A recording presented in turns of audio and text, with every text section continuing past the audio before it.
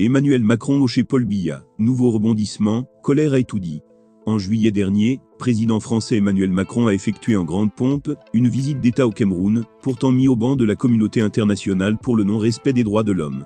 Seulement à son arrivée au Cameroun, le président de la France, pays des Lumières et des droits de l'homme, a soigneusement évité certains sujets qui fâchent comme celui des DH. C'est ce que regrette Human Rights Watch dans son nouveau rapport de début d'année 2023 publié il y a quelques heures. L'Organisation de défense des droits humains regrette que les sujets relatifs aux droits humains n'aient pas été évoqués par le président français au cours de ce déplacement. D'autres acteurs internationaux sont également évoqués. Les 25 et 26 juillet, le président français Emmanuel Macron s'est rendu au Cameroun, où il a rencontré le président Biya. Cette visite a mis l'accent sur le renforcement des liens politiques et économiques entre Paris et Yaoundé.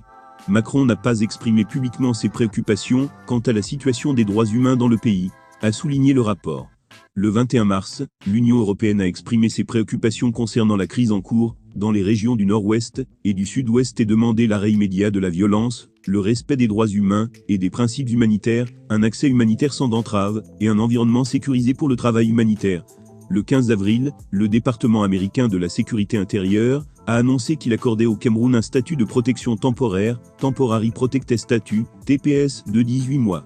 Les ressortissants camerounais résidant aux États-Unis au 1er avril et qui ne peuvent retourner dans leur pays d'origine en raison des conditions qui y règnent, y compris violence des forces gouvernementales et des groupes armés, destruction de l'infrastructure civile, instabilité économique et insécurité alimentaire, pourront rester aux États-Unis jusqu'à ce que la situation se soit améliorée, lit-on dans le rapport. Ce rapport ne va pas sans doute plaire aux locataires du palais d'Etoudi.